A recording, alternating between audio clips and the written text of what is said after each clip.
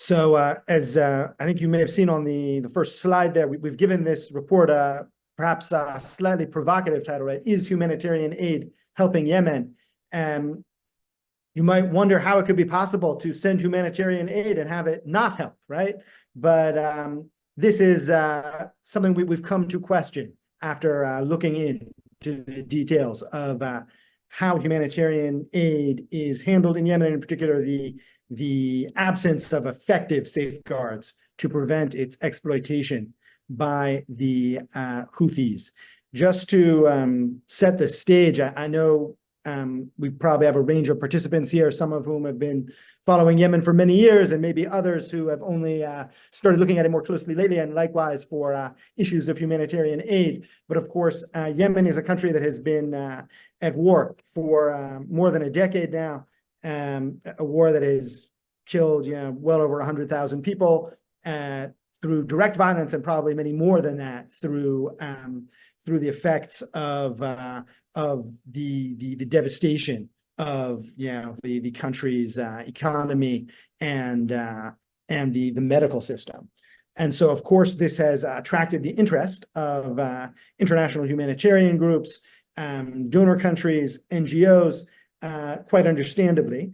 And really, quite a lot of money has been devoted to try to alleviate some of the human suffering in Yemen. And by our estimate, it comes out to a minimum of probably about $2 billion a year each year over the past few years. Maybe 2023 was a little bit lower, maybe like 1.7 billion, but it's been about $2 billion a year over the past few years. Which we should keep in mind, Yemen has a gross domestic product of about $20 billion. So that means that the aid budgeted for Yemen is equivalent to 10% of Yemen's gross domestic product, which is kind of an astonishing number. That's more or less the proportion that oil exports make up of Iran's GDP. It really means it's a decisive impact on what happens in Yemen and on Yemen's economy, and therefore also on its politics. By our estimates, it would seem that the clear majority of this aid goes to areas that are under the control of the Houthi rebels, who control the capital and the northern part of the country, including the most populous regions. It's unsurprising that most of the aid goes there, given that that is where probably a majority of the population lives. But it does mean that when we talk about aid flows to Yemen, we are talking largely about an issue of aid going into areas that are under the control of the Houthi authorities in Sana'a, rather than the internationally recognized government.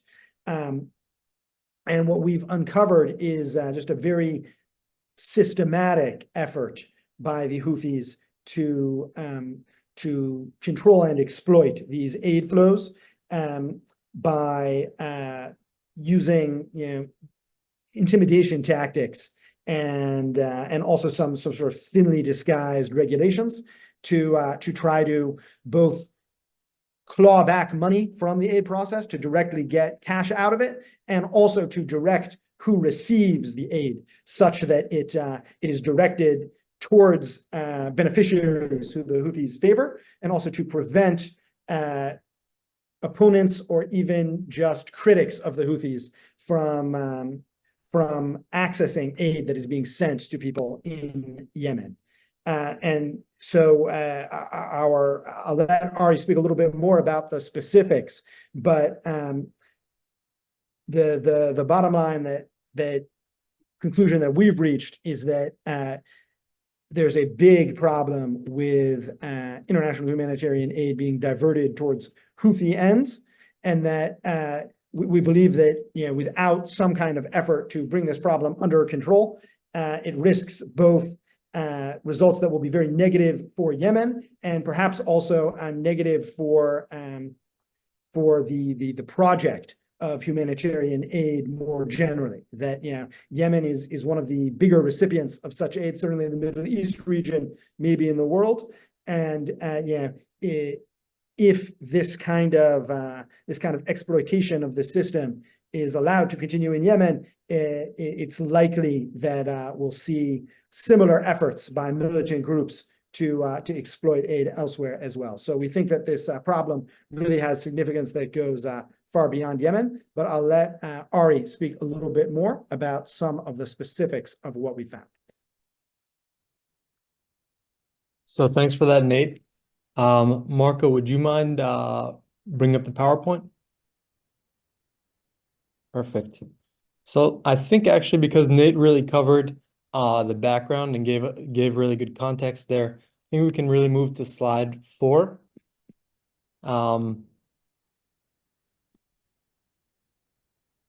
So yeah, slide 4, you can see here a very key organization in the Houthi domination of the international humanitarian space, which is an organization known as SCAMCHA. SCAMCHA stands for the Supreme Council for the Management and Coordination of Humanitarian Affairs and International Cooperation. The organization used to be called NAMCHA. In 2019, it was renamed and actually became much more aggressive. The chairman is the individual in the center. You'll see 3 people who have circles around them. The individual in the center is the chairman. His name is Ahmed Hamid. He is probably the most powerful, not well-known individual in Yemen, in the sense that he's not very well-known in the international community, but he is a long-standing Houthi supporter whose loyalty and activities with the group really go back to the days of Hussein al-Houthi. And after Hussein's death, he fought with Abdel Malik al-Houthi in the caves of Sada. And so he really has a very strong background with the group and is very trusted by the organization. So Ahmed Hamid serves in a number of different roles in Yemen. One of them are in the Houthi regime in particular.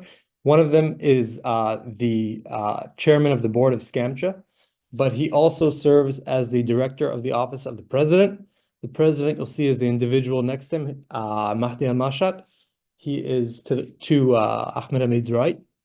But there is a joke in Yemen because Ahmed Hamid is so powerful that Ahmed Hamid is not the director of the office of the president, but actually the president of the president. So I think this should give you a sense of how powerful this individual is. But what's interesting about him is that he's basically fallen off the radar in recent years. Not entirely clear why. He used to appear at many public events. He doesn't really do that anymore. He is still very likely the chairman of this organization. But in terms of public events, there is a new person who's fulfilling the ceremonial role of the senior SCAMCHA official attending these types of events. And he's the individual circled to the right, and his name is Ibrahim al-Hamli. He fulfills this role of senior ceremonial official, but he hasn't replaced Ahmed Hamid in terms of his power over the organization. And then the individual to the left, the furthest left of the individuals who are circled, is Abdul Hakim al-Khaiwani. Abdul Hakim is both a board member of SCAMCHA and he is also the chief of the Security and Intelligence Service. Al-Khaiwani was previously the Deputy Minister of Interior. He didn't get along very well with his boss there, who is Abdul Karim al-Houthi. And so he was eventually moved to the Security and Intelligence Service and in 2019 when the organization was formed. And since then, he has been very much involved with domestic repression and humanitarian aid. But in addition to that, he's also been involved in other things like diplomatic issues. And you'll see the importance of the Security Intelligence Service later on in the future slides when we discuss how basically SCAMCHA enforces its will on these humanitarian organizations operating in Yemen. Next slide.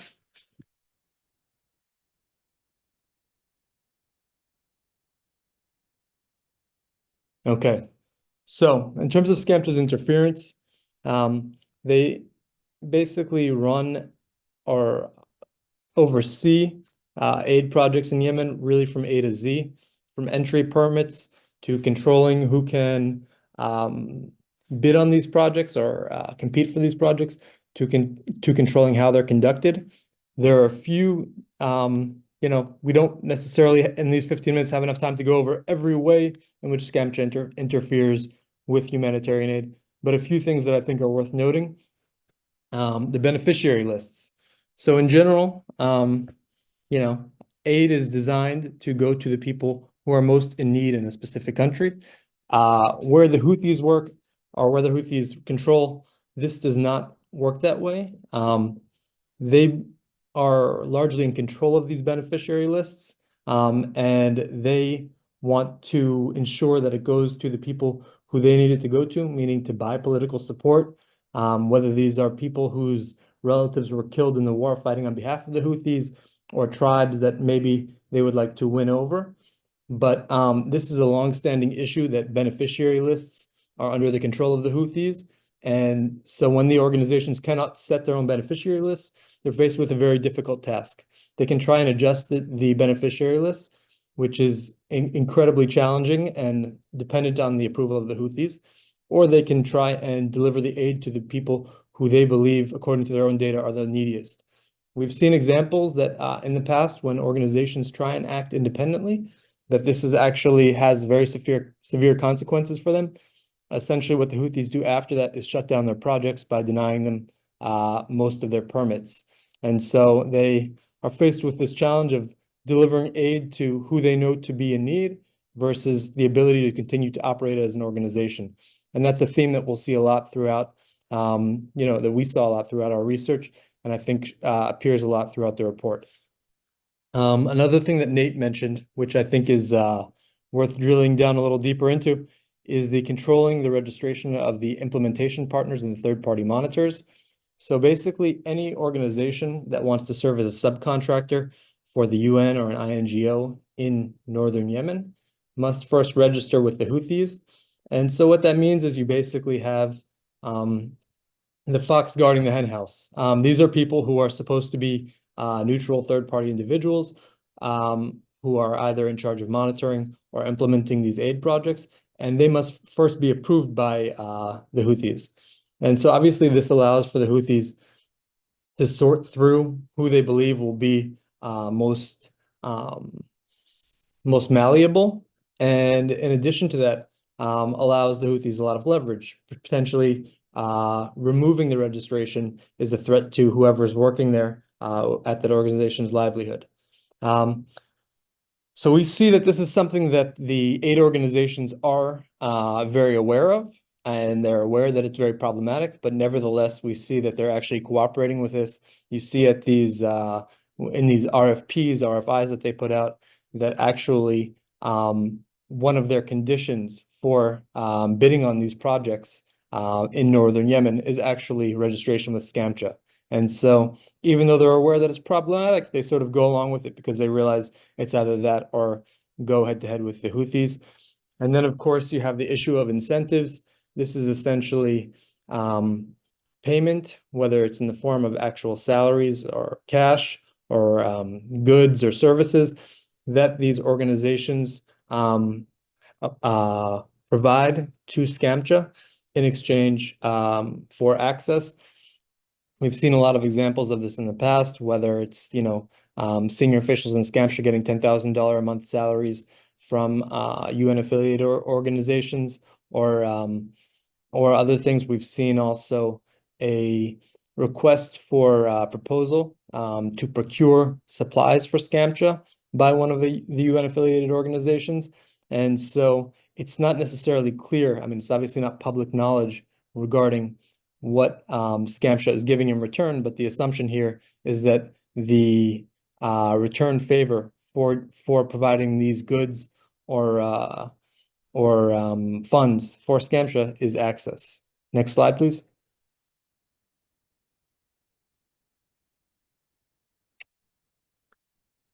So question is, what happens if you do not agree to go along with what SCAMCHA wants you to do? And the answer is that you probably meet with the security intelligence services.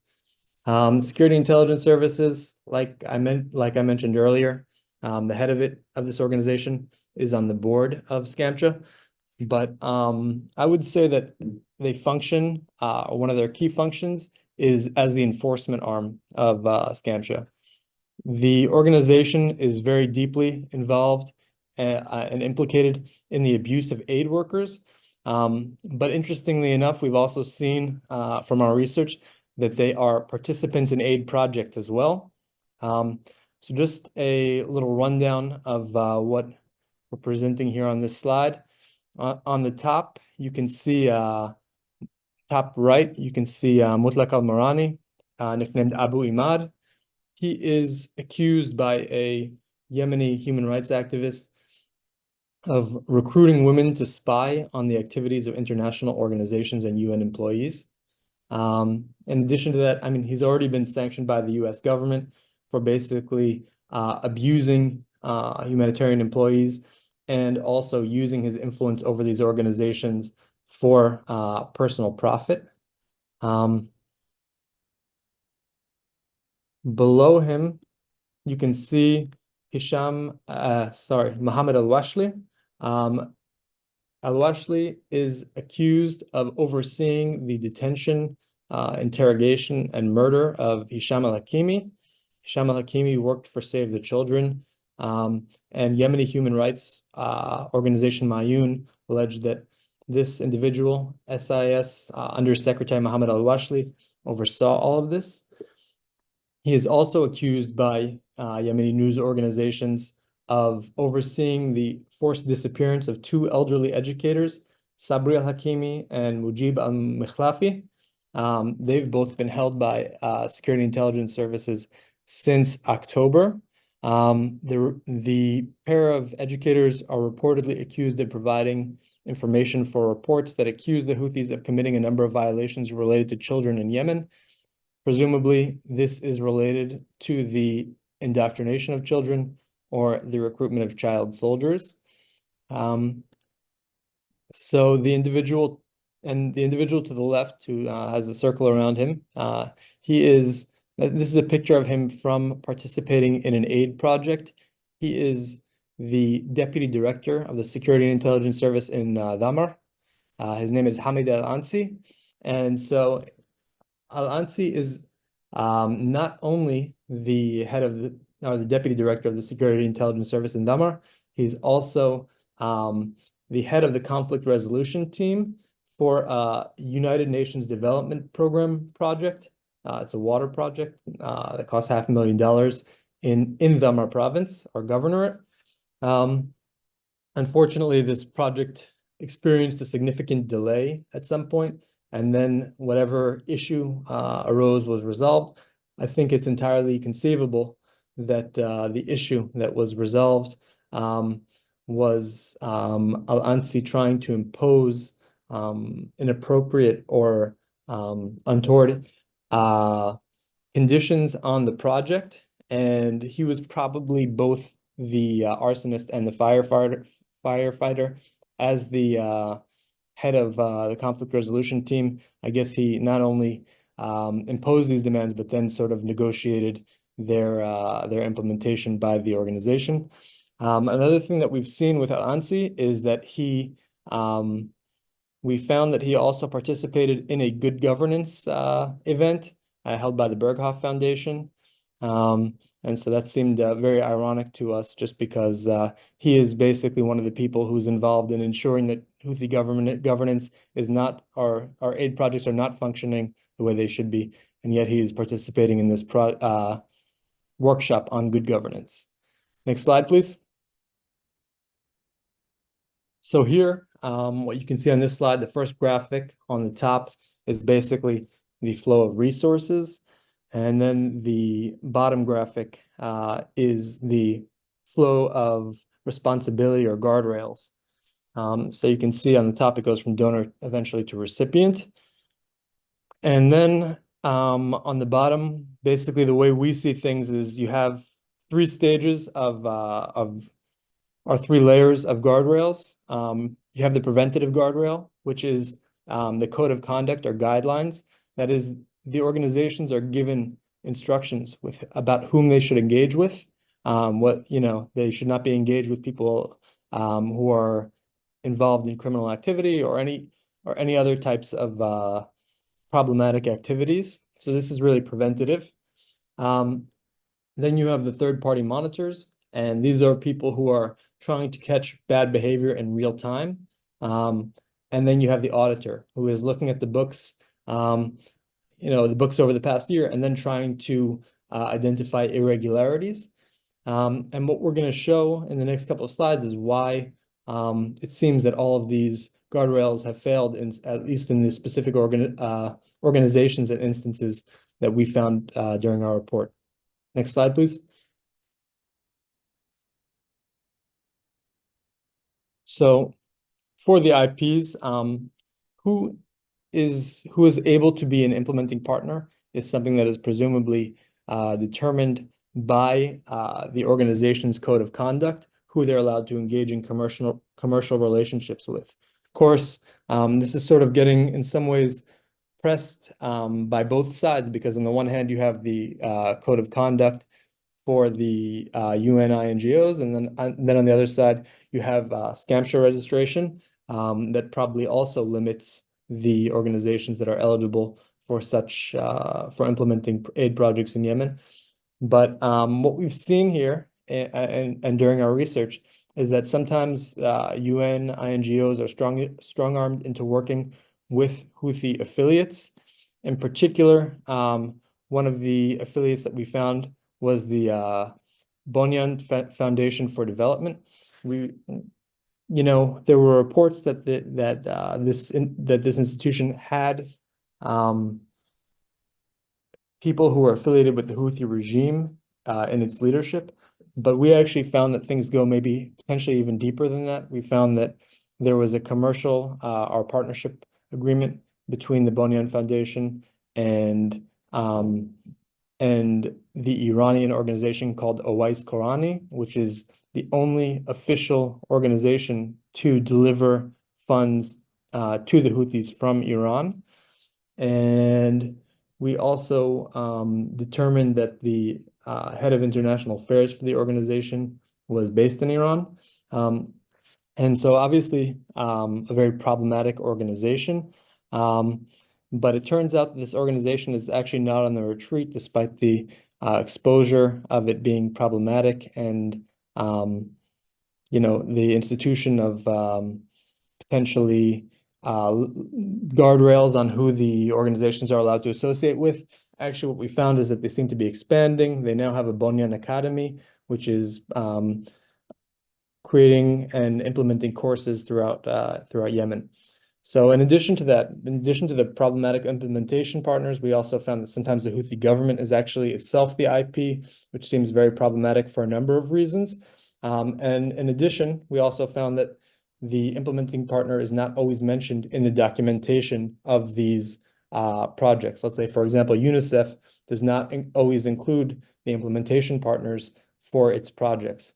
And so Taneda and I guess the way we saw things is that really, if it's possible that the guardrails are not being enforced, and in that case they should be. And if they are being enforced, and this is allowed under the current guardrails, then they need to be revamped entirely, because allowing the aid organizations to use the Houthi government as a implementation partner is problematic for so many different reasons. And we found like I mentioned, we found another number of instances like that, including one former Houthi Minister of Education who himself admitted that the Ministry of Education was given 15,000 meals per month to distribute to Yemeni children. And the ultimate recipient were either fighters on the front lines or people who bought it on the black market. And so obviously this is not a very reliable implementation partner. Next slide, please.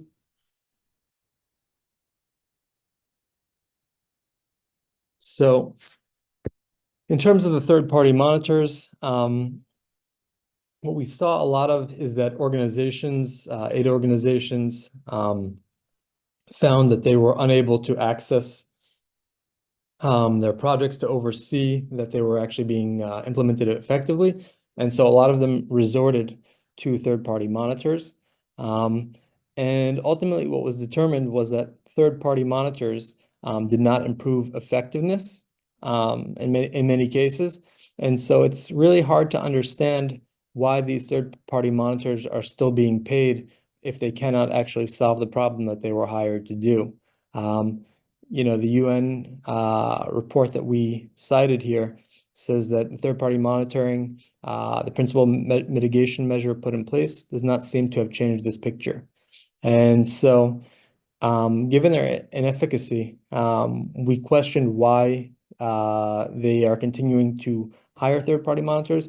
And I think if you want to be very cynical about it, it's possible to come to the conclusion that this is a way of distancing themselves from any potential problems in Yemen. I think now, if there are problems of diversion, it's no longer the organization itself which is responsible for this problem, but it would be the third-party monitors who are not doing their job effectively, despite the fact that the organization themselves know that the third-party monitors are unable to do their job.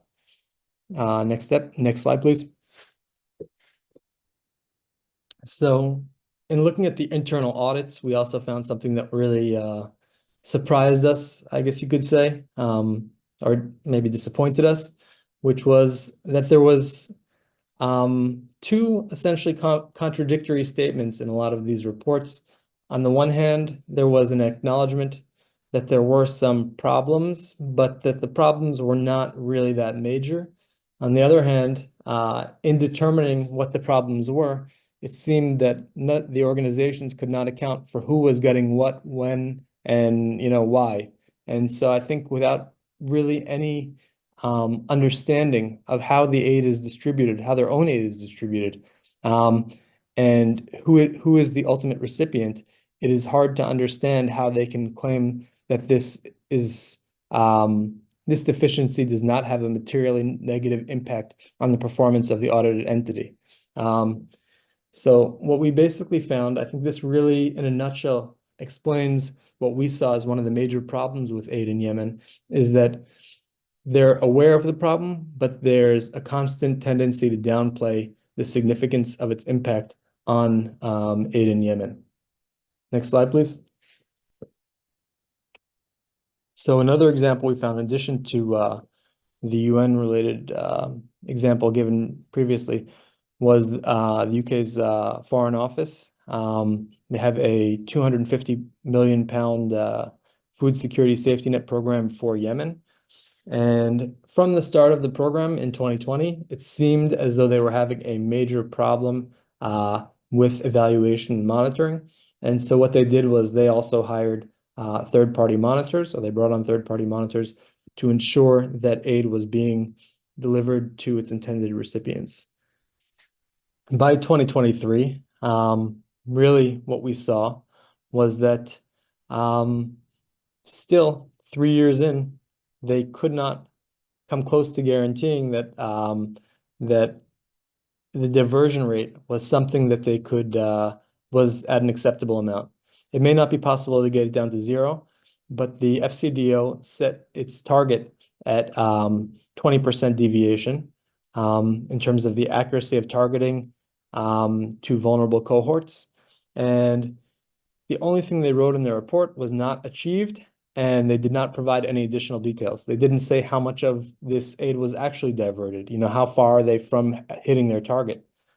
And so what was especially disappointing about this report, though, wasn't only that they didn't really give the necessary information to understand the success of this project, but they seem to have weighted things in such a way that they could still declare that this project was a success, despite the fact that they either didn't have or didn't want to give how much statistics regarding how much aid was diverted. So what they did for that was they essentially weighted the amount of aid delivered at 80%, and they weighted the targeting of aid, the successful targeting of aid, at 20%. And so this really slanted things or imbalanced things in a way that quantity was given a much higher priority over quality in terms of the performance of the project. Next slide, please. So if we want to really give you an answer, how big is this diversion problem? Our answer is that we don't really know because there's no information available on it, and we're not sure that these UN organizations or INGOs know either. Essentially, what we see is a constant effort to minimize the problem without any clear details on how big this problem is, and this is really what worries us. I mean, we have examples where it can be 80%. We have examples also where it says that they didn't hit 20% as a low target, but we don't really have any clear idea of what that number is. And I think this is a major problem for organizations, and it indicates this lack of transparency, I think, hasn't really been given the attention that it deserves, given the significance of the problem. Next slide, please. So this is something that I just added in a couple days ago with the wave of arrests in Yemen. I think really what you see here in terms of the arrest of 13 humanitarian workers in the last couple of weeks was you're seeing really another challenge that the regime is posing to humanitarian groups. They're saying essentially we can do whatever we want and the aid organizations will not meaningfully respond. They may provide harsh statements or say things that are more aggressive than they have in the past. But ultimately, these Houthi intelligence organizations and Scamcha feel confident enough that they can arrest humanitarian workers and there won't actually be severe consequences. And I think this is really a product of what we've seen over the last I guess 9 years now, or in particular the last 5 years, where they have constantly been engaged in bad behavior, and the humanitarian community has basically been silent and enabling them in some ways, covering it up. And so I think really what we can see this as is a test, and I think the question is what are we going to see the response now? And I think that will be a very important determining factor in how things move forward with the humanitarian community. Thank you very much, and looking forward to answering any questions.